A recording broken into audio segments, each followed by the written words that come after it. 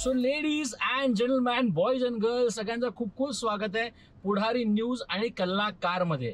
कलाकारमध्ये जेव्हापासून आम्ही हा शो चालू केला, आम्ही अनेक कलाकारांची अशी टॉप मोस्ट नावं अशी काढून ठेवली की बाबा ह्यांच्यावर आपल्याला करायचंच आहे. जेव्हा मी हा शोचा विचार करत होतो ना, 2 दिवसा अगोदर त्या व्यक्तीने एक्सप्रेस हायवेवरून नाटकाची बस आणली होती.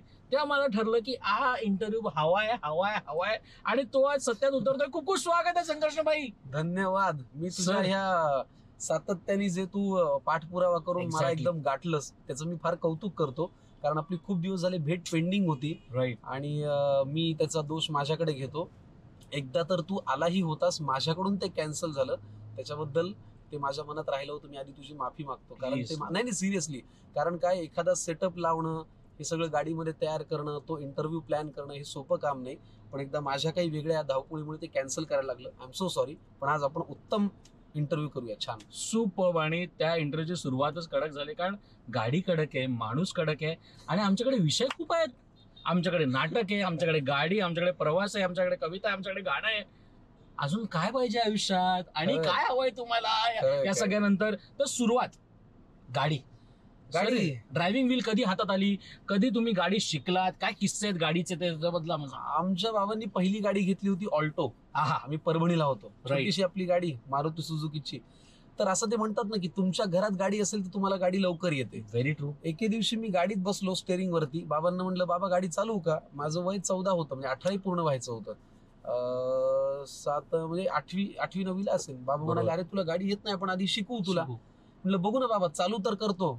मग मी चालू केली तर ते असं वाजून ती चालू होते ना ऑल्टो. तर ते छान वाटलं मला. म्हटलं बाबा गिअर टाकू का? असा पहिला गिअर टाकला आणि विश्वास ठेव श्रेयस, मी जशी गाडी चालवली ना तशी ही अशीच चालवली. मी गाडी कधीच शिकलो नाही.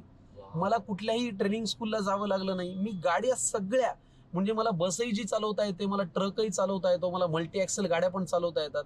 तर त्या मी माहित नाही, मला शिकलो, मी त्या चालवल्या आणि चालल्या त्या गाड्या. असं झालं. आमचा प्रवीण खंडागळे म्हणून ड्रायव्हर आहे, बरोबर, दामले सरांकडे गेली अनेक वर्ष तो काम करतोय. त्या दिवशी त्याची तब्येत, त्याला उठताही येत नव्हतं. बरं, कोथरूडचा प्रयोग झाल्यानंतर 12:30ला प्रयोग झाला. 1 वाजता आम्ही जेवलो. मग आम्ही थोडा वेळ वाट पाहिली. त्यांना इलेक्ट्रॉल पावडर दिलं, क्रोसिन दिली, पण त्यांना उठवतच नव्हतं. शेवटी 2:30-3 वाजता मला असं वाटलं की आता आपण गाडी चालवली पाहिजे. बरं काय, मी काही ती उत्साहात नाही चालवली रे. माझी दुसऱ्या दिवशीची कमिटमेंट होती. प्रत्येकाला काही ना काही आहे. कलाकार मी एकटाच होतो गाडीमध्ये, पण प्रत्येकाचं काही घरच्या जबाबदाऱ्या, काही काम आहेत. मग मी म्हटलं चला मी गाडी चालवतो. मला कौतुक माझ्या सगळ्या बॅकस्टेज वाल्यांचं वाटलं, आमचे मेकअप आर्टिस्ट सगळेजण. कुणीही असं म्हणलं नाही की दादा तुम्हाला गाडी खरंच येते का? त्यांना असं वाटलं दादा म्हणतोय ना तर दादाला येत असेल. सगळे 18-20 लोक गाडीमध्ये मागे गेले, बसले. 5 मिनिटं त्यांनी फक्त, बरं एकदा गाडी फक्त बंद पडली. कोथरूडच्या थिएटरमध्ये मी असा पहिला गिअर टाकला, बुचूक झालं, बंद पडली. पण त्याच्यानंतर जी गाडी चालली ती गाडी छान चालली. बॅकस्टेज वाले शांत झोपले होते. त्यांनी मला विचारलंही नाही की तुम्ही कसं चालवणार आहात, कुठे चालवणार आहात, येते का, कुठे ठोकाल, काही नाही. माझी माणसं माझ्या गाडीमध्ये बसली. तो चिन्मय माहूरकर म्हणून आमचा मित्र आहे, त्यांनी तो व्हिडिओ केला, प्रशांत दामले सरांना पाठवला. सरांचे मी झोपेतून सकाळी उठल्यानंतर 8 मिस कॉल होते. तर मला असं वाटलं कालच्या प्रयोगात मी काही घोळ केला की काय, मी काही चुकीचं बोललो का? कारण दामलेंचे 8 मिस कॉल म्हणजे त्यांच्या म्हणजे सूटच नाही होत ना, की प्रशांत दामले एवढे पॅनिक होऊन फोन करतच नाही. मी म्हणलं अहो सर काय झालं? अबे तू काय गाडी चालवलीस बस? तर म्हणलं सर सॉरी का? तर ते मोठ्याने हसले. मला म्हणाले अमेरिकेत एकदा अडचण आली होती, तेव्हा अमेरिकेत बस मी चालवली होती, पण माझ्याकडे जगातलं लायसन आहे. तुझ्याकडे लायसन आहे का? असेल तर मी हा व्हिडिओ सोशल मीडियावरती शेअर करतो, नाहीतर मी करणार नाही, अंगलट येईल. एवढा विचार केला त्या माणसाने. मी म्हणलं सर माझ्याकडे मल्टी ऍक्सेल गाड्याचं सुद्धा लायसन्स आहे, बस. मग मला परवानगी मिळाली. मग त्यांनी तो सोशल मीडियावरती टाकला, व्हायरल झाला. तिकडून मग ही मोठी गाडी कुठून आली? कमॉन, त्याच्यावर कारण तुमच्याकडे पूर्वी वेगळी गाडी होती, मी पाहिली, स्विफ्ट डिझायर होती. ही कधी आली? तुला खरं सांगू, माझ्या स्वतःच्या कष्टाच्या पैशातनं घेतलेली ही माझी पहिली गाडी. याच्या आधीच्या गाड्या बाबांच्या होत्या. ऑल्टो बाबांची होती, स्विफ्ट डिझायर, ती पण मुंबईमध्ये मी 8-10 वर्ष वापरली, ती बाबांची होती. 10 नोव्हेंबर माझा वाढदिवस, 12 नोव्हेंबर, त्याच्या 2 दिवस आधी मला डिलिव्हरी मिळाली. 10 नोव्हेंबर 2021 ला मी ही गाडी घेतली. आता या नोव्हेंबरला ह्याला 3 वर्ष पूर्ण होतील. ही गाडी आहे महिंद्रा स्कॉर्पिओ एन आणि टॉप एंड मॉडेल. एक्झॅक्टली. मी जेव्हा स्विफ्ट डिझायर विकून गाडी घ्यायचं असं घरामध्ये चर्चा सुरू होती, बाकी कोणाचं मत म्हणजे मला ही गाडी आवडली. काय झालं, मी आधी वेगळी गाडी बघत होतो. बरोबर. माझा एक मित्र आहे अनिकेत सराफ म्हणून, तो हा. मला म्हणला अबे शंक्या, आमच्या मराठवाडी भाषेत, ही गाडी अनिकेत बघ ना. सराफ म्हणजे ते गायक गायक सारेगमवाले. करेक्ट. तो मला म्हणला अबे ही गाडी बघ ना. म्हणलं अरे मला ना असं ते स्कॉर्पिओ एन एफ वगैरे असं नाही आवडत रे ते काय. तो म्हणला तू ही गाडी बघ. मी गेलो, मला फार आवडली. मी बाबांना म्हणलं बाबा ह्याचं टॉप एंड मॉडेल घेऊया का. तर बाबा मला, आता ते बाबांची एक बोलायची पद्धत असते ना, कमवता तू आहेस, तू ठरव. मी म्हणलं बरं. आमची आई मात्र एक वाक्य बोलली पहिल्यांदा कुठल्याही खरेदीमध्ये, ऐका ना तशा मेनचट गाड्या घेऊ नका, थोडी दणकट घ्या आणि अशी घ्या की जिचं छत उघडेल. वा. आता हा काय क्रायटेरिया आहे. मेनचट गाड्या घेऊ नका, थोडी दणकट घ्या आणि अशी घ्या की जिचं छत उघडेल. मग मी स्कॉर्पिओ एन जेव्हा पाहिली, विश्वास ठेव, हिला जो काही आता टॉप एंड मॉडेल असल्यामुळे जी काही खर्च जो होणार होता तो झाला. ज्या दिवशी मी गाडी बाहेर काढली, मी, माझी आई इथं, माझे बाबा, अधोक्षज भाऊ, माझी बायको, जुळी बाळ, एक आईच्या मांडीवर एक बाबांच्या मांडीवर, सगळ्यात मागे माझी सख्खी ताई आणि माझ्या अधोक्षजच्या म्हणजे धाकट्या भावाची बायको. बापरे. आम्ही सगळे बसलो होतो, कारण 7 सीटर आहे ना. एक्झॅक्टली. आणि ह्या सन रूफटॉप म्हणतात ना याला, याच्यातून त्या दिवशी पौर्णिमा होती. माझ्या आईने चंद्र पाहिला, माझे पैसे फिटले. वा वा वा वा. माझी आई म्हणली छत उघडणारी गाडी घे. अर्थात मी काही ती म्हणली म्हणून नाही घेतली, मला घ्यायची होतीच. पण आईला इथे बसून तो पौर्णिमेचा चंद्र पाहता आला, माझे या गाडीचे सगळे पैसे फिटले. हा माणूस ऑलराऊंडर आहे, ठीक आहे. म्हणजे त्याचं गाणं आहे, त्याच्याकडे खऱ्या अर्थानं पूर्ण शब्दांचे पूर्ण त्याच्याकडे भंडार आहे, आपण ज्याला म्हणतो. या सगळ्या गोष्टी संस्काराने आलात. घरी पण आहे का असं काही, बाबांकडे, मम्माकडे किंवा काय? उत्तम. तर आमचे बाबाही बोलतातच छान. राईट. म्हणजे माझ्या बाबांना कुठल्याही कार्यक्रमाचं निवेदन किंवा काही करायला सांगितलं की ते विदाऊट स्क्रिप्ट अगदी खणखणीत बोलू शकतात. त्यांचा आवाज पण फार छान भारदस्त आहे. पण हे जे शब्दांमध्ये थोडस विनोद पेरत ह्युमरस पद्धतीने बोलायची सवय ना, ती माझ्या आईला फार आहे. तुला परवाची एक गंमत सांगतो. अशाच आमच्या आईने, आपण ते म्हणतो ना मध्ये मध्ये काहीतरी विनोद, इतकी माझी आई कॉमेडी बोलत असते ना की त्याला काही लिमिटच नाही. त्याच्यामुळे मला असं वाटतं की गंमत करायचा जो स्वभाव आहे तो आईचा आहे. एक बोलणं कदाचित ओघवतं बाबांकडून आलं असेल. मला नाही वाटत मी फार शब्द संपत्ती वगैरे, माझ्यापेक्षा खूप चांगले चांगले ज्ञानी लोक अस्खलित बोलणारे आहेत. खरं तर ते आहेत, पण ठीक आहे. म्हणजे तुम्ही म्हणता मला नाही बरं वाटतं ना, कोणाला कौतुक आवडत नाही, छान वाटतं. पण मला स्वतःला असं वाटत नाही की आपण काही खूप भारी लिहितो किंवा करतो वगैरे. ठीक आहे, म्हणजे कलाकार म्हटल्यानंतर तुम्हाला एवढं करता आलं पाहिजे, आणि ते येत असेल तर मला फक्त एवढं कळतं की मी योग्य ट्रॅक वरती आहे. That's it. तुमच्या आयुष्यातली पहिली कविता जेव्हा तुम्ही लिहिली होती, ती कविता तुमच्या लक्षात आहे का? द फर्स्ट एव्हर थिंग जेव्हा त्याचं कौतुक झालं होतं, किंवा जी कविता प्रेक्षकांना आवडली होती, लोकांना आवडली, की तुम्ही सादर केलेली, अशी कोणती होती तुमचं पहिलं कविता? काय असं आहे? खरं सांगू का, बाबांची बदली झाली होती. बाबा स्टेट बँक ऑफ हैदराबाद मध्ये काम करत होते. त्यांची बदली परभणीवरनं मुंबईला झाली. तर आम्हाला असं वाटलं की बाबा बँकेला काहीतरी कारण सांगून ही बदली कॅन्सल करून घेतील. पण माझे बाबा असं म्हणाले की तुला अभिनय क्षेत्रात काम करायचंय ना, मग माझी बदली मुंबईला झाली ही चांगलीच गोष्ट झाली, आपण चला मुंबईला जाऊ. मी म्हणलं कोण? ते म्हणे आपण सगळे. आता वर्षानुवर्ष जे मूळ गाव आहे तिथलं घर कधी आपण हलवू असा आपण विचारच नाही करत ना. पण माझ्या बाबांनी आमच्या करिअरसाठी अख्खं घर परभणीवरनं हलवलं.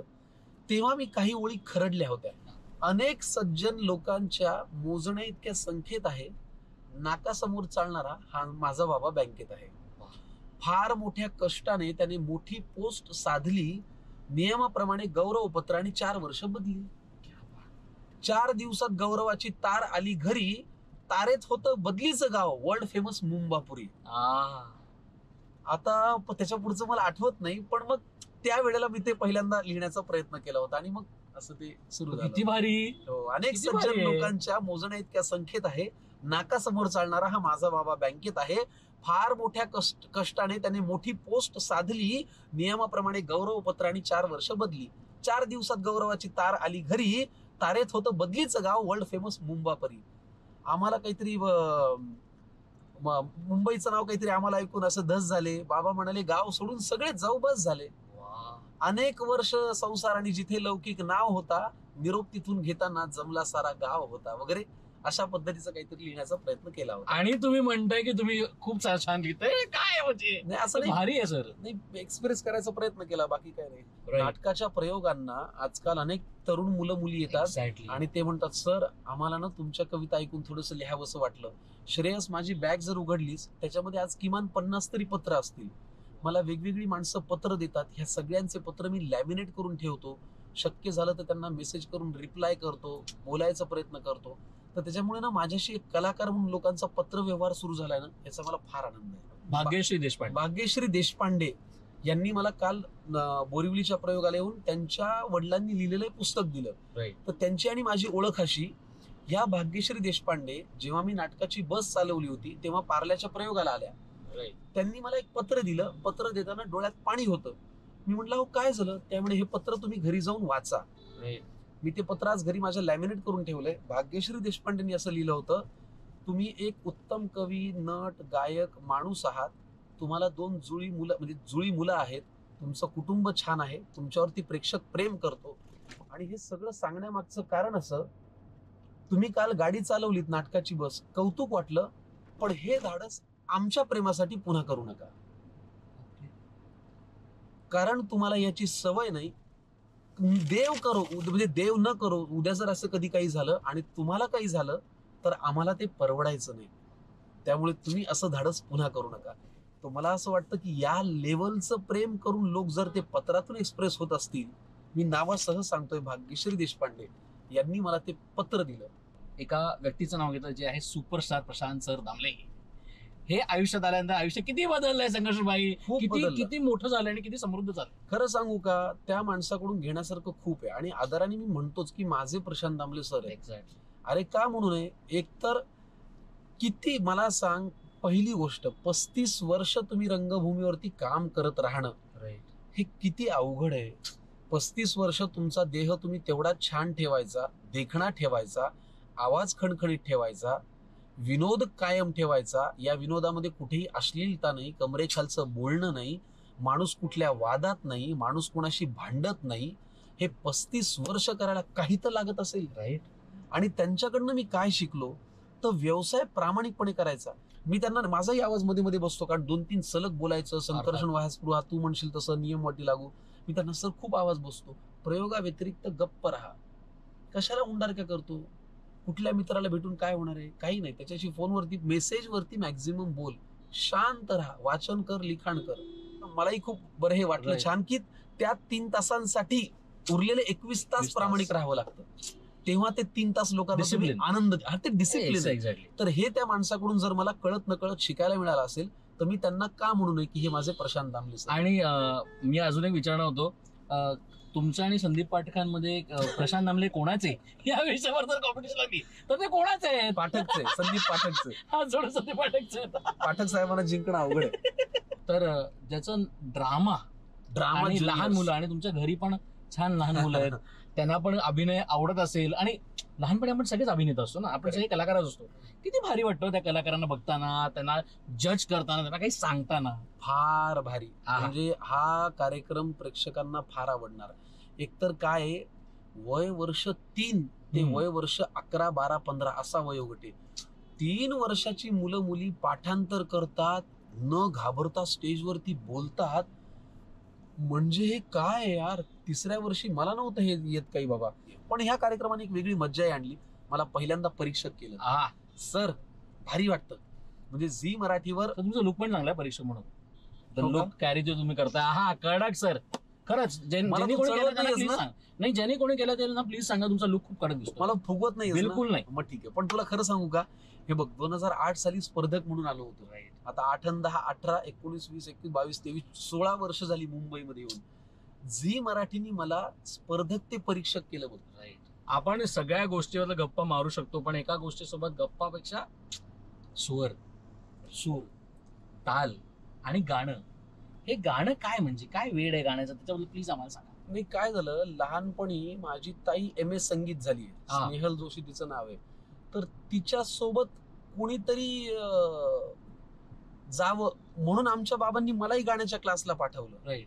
मला गाणं शिकायचं नव्हतंच, पण मग तिच्यासोबत जायचं म्हणून मी आपलं जायला लागलो. तर पंडित गुलाम रसूल सर म्हणून होते परभणीला, ओके. त्यांच्याकडे मग शास्त्रीय संगीताच्या 3 परीक्षा आपल्या दिल्या उगीच. पण प्राध्यापक कृष्णराज लवेकर म्हणून परभणीला आहेत, ज्यांनी मला ना भावगीत भक्तिगीत ही शिकवायला सुरुवात केली. आणि मला मग ते हळूहळू, मग आपल्याला सिनेमाची गाणी तर आपल्याला सगळ्यांनाच आवडत असतात, मग गुणगुणायची सवय, असं म्हणत मग ते नाटकातही गाणं, असं करत ते गाणं जरा आता सोबत आहे. सिनेमातलं कुठलं तुमचं फेवरेट गाणं आहे? सध्या तर बाबा चमकीला मधलं मेनू विदा करो अब विदा करो जी, अब विदा करो मेरे यारा, मेनू विदा करो अब विदा करो जी, अब विदा करो मेरे यार. हे गाणं खूप गात असतो मी, मला खूप आवडतं. झूठ भला क्यों बोलोगे तुम, सब सच कहते हो, मेरी नहीं है दुनिया जिसमें तुम सब रहते हो. हे काय लिहिलंय गाणं, काय लिहिलंय? तर सध्या हे गाणं माझ्या असं फार डोक्यावर. आणि रेहमान साहेबांनी किती सोपं म्युझिक दिलं, म्हणजे रेहमान साहेब ग्रेटच आहेत. म्हणजे मोठी मोठी माणसं आहेत. एकडे तुमची कविता काय व्हायरल होते, मग त्याच्यानंतर ते कविता व्हायरल झाल्यानंतर लोकांना तुम्ही किती इम्प्रॉम्प्ट बोललात, तुम्ही किती महत्वाचं बोललात, तुम्ही किती मनातलं लोकांच्या बोललात असं वाटतं. आणि ते वाटून नंतर अनेक लोक, मोठमोठी लोक तुम्हाला भेटायला बोलवतात. काय सांगाल त्याबद्दल, त्या कवितेबद्दल? तुम्हाला वाटलेलं का ती कविता एवढे लोकांपर्यंत पोहोचेल काय होती? कारण मी कार्यक्रमात सादर केली असं तुम्ही बाकी कविता सादर करता. मी नॉर्मल ती एकतर काय, माझं परत तेच आहे, माझ्या कलाकृतीचा पहिला गिराईक असतात माझ्या घरचे. ही कविता जेव्हा मी पहिल्यांदा पूर्ण केली, एक 15-20 दिवस लागले मला, थोडंसं बेचैन व्हायला लागलं की हे करू का ते करू का ते करू. जेव्हा अनिकेतला मी ऐकवली ना, तो मला असं म्हणाला, शंक्या ही कविता आहे ना, ही पंढरीच्या विठुरायापेक्षा जास्त व्हायरल होणार. तर मी म्हणलं काही म्हणतो का रे तू? तो म्हणला नाही बे शंक्या, ही फारच भन्नाट झाली. म्हणलं बरं बघूया. बरं त्यात काय राजकारणाचे रेफरन्सेस असल्यामुळे मी सादर करायला थोडासा घाबरत होतो. तुम्ही अरे बाबा, मला असं वाटलं की अरे काय भस्कन कोणी स्टेजवर आलं, काय शाई फेकली, त्यांच्या काही राजकीय भूमिका असतील, मग दिली एखादी थोबाडी, तू कोण बे वगैरे असं काही म्हणलं तर आपली काय इज्जत राहिली. म्हणून मी ना नाशिकच्या आणि कुठल्या तरी प्रयोगामध्ये ती सादर केली गर्दीत. तेव्हा लोकांचा प्रतिसाद बघून मला असं वाटलं की नाही, सेफ गेम आहे. मग गडकरी रंगायतनला प्लॅन करून मी आमच्या म्युझिकवाल्या दादाला सांगितलं की अरे ऐक ना, हे रेकॉर्ड कर. तर त्यांनी ते केलं. सायली बापट म्हणून नाही का, आमचं दिवेश बापट म्हणून, बरोबर, त्याची धाकटी बहीण आहे, राईट. तिने खरं तर ते रेकॉर्ड केलं आणि मला पाठवलं. मी पोस्ट केल्यानंतर जो काही धुमाकूळ झाला तो धुमाकूळच झाला. आम्ही सगळ्यांनी बातम्या केल्या सर. आणि सर राज ठाकरेंची भेट, बाबा काय काय बोलणार सगळं मला सांगा ना. अरे एकतर ना, आम्ही खूपदा भेटलोय तरी. पण त्या माणसानी ना खूप स्वतःच बोलण्यापेक्षा माझं ऐकलं. मला याचा फार आनंद झाला. ते एक चांगले लिस्नर पण आहेत, जेवढे छान ते वक्ते आहेत ना, आणि मला मुळात उत्तम बोलणारी माणसं आवडतात. तर त्यांनी ऐकून घेतलं, तू काय करतोस, तू कुठे राहतोस, तुझ्या घरी कोण कोण आहे. तर मी त्यांना निघताना म्हणलं, सर जरा मोबाईल ऑन करून घरच्यांना मेसेज करू का, काय झालं. तर मी म्हणलं नाही, काय झालं, तुमच्या घरी येतोय म्हणल्यानंतर आमच्या घरचे घाबरले होते. त्यांना असं वाटलं टीका केल्यामुळे कुठे खळखट्याक होतंय की काय. तर ते ना गाडीपर्यंत सोडायला आले, असं नमस्कार केला, मला म्हणाले घरच्यांना सांगा मी सुखरूप बाहेर पडलो. त्यांच्याकडे पण टायमिंग हजर बाबा. अरे बाप, सगळ्यांचेच चेहरे पडलेलं एक कुटुंब मला भेटलं. सगळ्यांचेच चेहरे पडलेलं एक कुटुंब मला भेटलं. खात्या पित्या घरचं तरी दुःखीच मला वाटलं. माणुसकीच्या नात्याने माझं मन भरून आलं. मीच जवळ जाऊन म्हणलं, का हो, काय झालं, तुमच्यापैकी कोणाला काही झालंय का? तिन्ही सांजेला हे असे बसलात, कुणी गेलंय का? कुटुंब प्रमुख आजोबा उठले सोडत मोठा उसासा, डोळे तांबडे लाल, बहुतेक रडले होते ढसाढसा. तर ऐक तुला सांगतो म्हणाले असं झालंय. फार विचारतोस ना शाण्या. तर ऐक तुला सांगतो म्हणाले असं झालंय, आम्हा सगळ्या कुटुंबियांचं एक एक मत वाया गेलंय. आता हा माझा नातू बघ नुसता जीवाला घोर आहे. सभेला जायचं, घोषणा द्यायच्या, याला फारच जोर आहे. बरं एवढं करून मतही दिलं तरी याचं भागलं नाही. पण याच्या नेत्याचं इंजिन आजवर सत्तेच्या स्टेशनात लागलं नाही. मग ती सभा, ती गर्दी, तो आवाज, त्या घोषणा, त्याचं पुढे काय झालं. आणि असं करत याचं मत 3-4 वेळा वाया गेलं. आता या माझ्या दुसऱ्या नातवाची आणि त्याच्या नेत्याची सेम टू सेम लाईफ आहे. ना करियर में ग्रोथ है, ना जिंदगी में वाइफ है. अरे बाबा, वारशाने फक्त पैसा येतो, कर्तृत्व कोणी आणत नाही. भारतभर चालून तुझी पावलं दमली, पण हात काही चालत नाही. वा. मग ते धोतर, ती काठी, तो चष्मा, ते आडनाव, त्याचं पुढे काय झालं? आणि असं करत याचंही मत बरीच वर्ष वाया गेलं. आता या माझ्या मुलाला बरं का राजकारणातलं फार कळतं, याचं मन गेली अनेक वर्ष घड्याळातली वेळ पाळतं. चुकली वेळ, झाला खेळ, वेगळं संधान साधलं. एका साहेबाचं घड्याळ दुसऱ्या साहेबांनी स्वतःच्या हातावर बांधलं. मग नवा साहेब घड्याळ तेच पुन्हा वेळ पाळू का जुन्या साहेबासोबत राहून तुतारीतून आवाज काढू का? मग ते आडनाव, तो अनुभव, ते वय, तो परिवार, त्याचं पुढे काय झालं? आणि असं करत याचंही मत विनाकारण वाया गेलं. आता ही माझी सून अस्मिता तशी धाडसीच म्हणायची, जरा कोणी नडलं ना की घरातला बाण काढायची. मी तिला कितीदा म्हणलं बाण जपून वापरायचा असतो ग. मी तिला कितीदा म्हणलं बाण जपून वापरायचा असतो ग. एकदा हातातून सुटला की परत येत नसतो ग. मग जी मनातही नव्हती ती भीती खरी झाली. जिथे शब्दांनी आग लागायची तिथे हातात मशाल आली.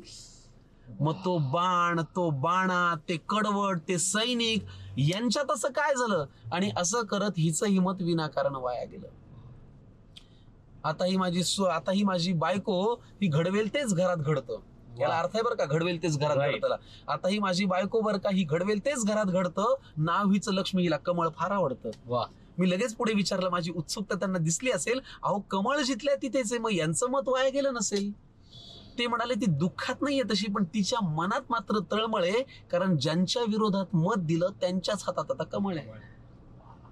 मग ते विरोधक, हे सत्ताधारी, हे प्रामाणिक, ते बाजारी, यांच्यात असं काय झालं? आणि असं करत हिचंही मत आता वाटतंय वाया गेलं. त्यामुळे पुढाऱ्यांनो, तुम्ही कितीही पक्ष बदलून म्हणालात की हाच माझा पक्ष आहे, तरी एक गोष्ट लक्षात ठेवा की आमचं तुमच्याकडे लक्ष आहे. किती भारी, असं ते लिहिलं होतं. किती भारी सर. Superb sir, superb. म्हणजे कितींदाही ती कविता ऐकली तरी ती नव्याने वाटते, जाणवते. आणि ते क्रेडिट आहे की जे लोकांनी खऱ्या अर्थानं एवढं उत्स्फूर्तपणे घेतलं. आणि मला खरं सांगू, म्हणजे आता काय चालू आहे, काय ह्याच्याविषयी माझं बोलण्याची माझी पात्रता नाही. मला महाराष्ट्रातल्या राजकीय संस्कृतीचं जी आता थोडीशी खाली गेलीये, जिच्यावरती लेअर सध्या जरा वेगळ्या गोष्टींचं आहे, पण महाराष्ट्राच्या ओरिजिनल राजकीय संस्कृतीचं मला तरी दर्शन झालं. मला काँग्रेसमधून, राष्ट्रवादी काँग्रेसमधून, शिवसेना ह्या गटातून, त्या गटातून, राष्ट्रवादीच्या दोन्ही गटातून किंवा भाजपच्या कुठल्याही गटातून मला एकही काय रे काय लिहितो असा फोन नाही आला. मला कुणीही धमकावलं नाही, मला कुणी रागवलं नाही. उलट प्रमुख नेत्यांनी माझं कौतुकच केलं. एक मोठो असेल आयुष्यात किंवा कला क्षेत्रात वावरण्याचा, तुमच्या आयुष्यात मोठो आहे तरी का संघर्ष? एक तर तुला सांगतो श्रेयस, मी असं समजतच नाही की मी काहीतरी वेगळं करतोय. मी डॉक्टर असतो तर 15-16 वर्षात माझी प्रॅक्टिस होऊन लोक असं म्हणले असते ना की अरे ह्याच्या हाताला गुण आहे बरं का. मी जर इंजिनियर असतो तर 15-16 वर्षात मी कंपन्या स्विच करत करत कुठल्या तरी चांगल्या कंपनीत असतो. बरोबर. मी काहीही असतो, 15-16 वर्षात मी अनुभव घेत कुठेतरी पोहोचलो असतो. सिंपल. कला क्षेत्रामध्ये मी आहे, 15 वर्षांचा माझा अनुभव आहे म्हणून मी इथे आहे. हे बाय प्रोडक्ट आहे. मी या प्रवासाला महत्व देतो.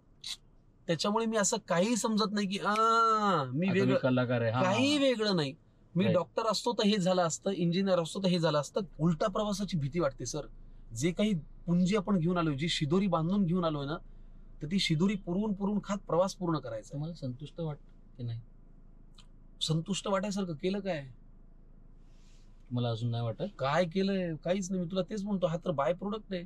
15-16 वर्ष डॉक्टरचा, एखाद्याची नाडी परीक्षा छान असेल, 15 वर्षांनी त्याला कळतं नाही आम्ल नाही तुमची कफ वाढ पित्त काय असतं, आम्ल पित्त कफ. 15 वर्षात त्याचा तो हात साफ होईल, माझा हा हात साफ होतोय. जसं मी म्हटलं, नाटकवाल्यांना चहा नाही आवडला तर नाटकवाल्याचा चहा कसा आहे? बरं आहे, टकाटक. बस, म्हणजे नाटकवाल्यांना चहा आवडलेला आहे. मला असं वाटतं की कलाकारचा शेवटचा प्रश्न हा नेहमी तो कलाकारचा टिपिकल प्रश्न असतो, आणि मी हा प्रश्न कलाकार या शोचा आहे असं मला वाटतं. आपण ना आयुष्यात कोणाकडून इन्स्पायर होत असतो. जर तुम्हाला एक संधी दिली की या शो मध्ये तुम्हाला या सीटवर कोणाला तरी बसवायचंय आणि प्रवासावर जायचंय, तुम्हाला निखळ गप्पा मारायच्या आहेत, तो प्रवास कुठे विचारणार नाही, पण ती व्यक्ती कोण आहे ज्याला तुम्हाला इकडे बसवायचंय? मग ती तुमच्या आयुष्यातली असेल, नसेल, ज्याच्यासोबत काम केलेलं असेल, नसेल, तुमचं ड्रीम प्रोजेक्ट असेल, त्यांच्यासोबत काम करणं किंवा काय आहे तरी कोण, आणि का?